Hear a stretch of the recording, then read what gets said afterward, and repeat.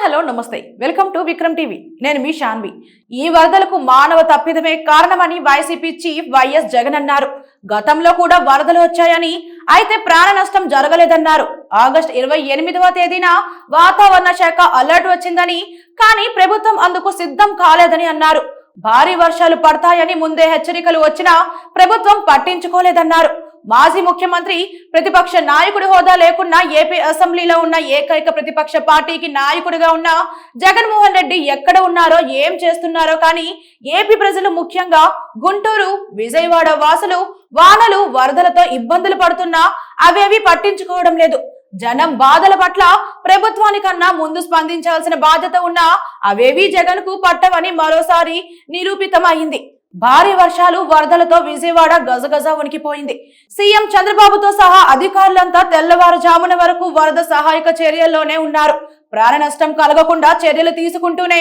నడుములోతు నీరున్న ప్రజల వద్దకు వెళ్లి ధైర్యం చెప్పారు నేనున్నా అనే భరోసా కల్పించారు కానీ జగన్ మాత్రం సైలెంట్ గప్చుప్ అయిపోయారు అధికారం లేకపోతే ప్రజలేమైపోతే ఏంటి అనుకున్నారో ఇప్పుడు ఎన్నికలు లేవు కాబట్టి స్పందించిన ఏం లాభం అనుకున్నారో కానీ ఆయన నుంచి ఎలాంటి రెస్పాన్స్ లేదు సహాయక చర్యల్లో పాల్గొన్న దాఖలాలు అసలే లేవు ఇలాంటి సందర్భాల్లో ప్రభుత్వానికి అండగా ఉండటమో ప్రభుత్వాన్ని కదిలించేలా ప్రతిపక్ష పార్టీలు ప్రజల దగ్గరకు వెళ్లటం చేయాలి కానీ జగన్మోహన్ రెడ్డికి అలాంటి ఆలోచనే లేదు విజయవాడ వరదల్లో ఆయన కనిపించిన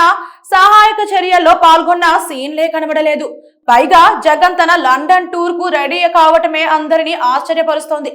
వైసీపీ క్యాడర్ సైతం ఇలా అయితే పార్టీ బతికి బట్ట కట్టేదెలా అంటూ నిరాశకు లోనవుతున్నారు వరదల్లో నష్టాన్ని తగ్గించగలిగిన ప్రభుత్వం సహాయక చర్యలను ముమ్మరం చేసింది పునరావాస కేంద్రాల్లో ప్రజలకు కావాల్సిన వసతులను కల్పించింది వరద తగ్గాక తిరిగి ప్రజలను తమ సొంతింటికి తరలించటం వారికి సహాయంపై ఫోకస్ చేసింది అప్పుడు కూడా వైసీపీ సహాయక చర్యల్లో పాల్గొంటుందన్న నమ్మకం ఎవ్వరికీ లేదని సర్వత్రా విమర్శలు వెల్లువెత్తుతున్నాయి ఇప్పటికైనా జగన్ మారతారా లేదా అనే దానిపై ఉత్కంఠ నెలకొంది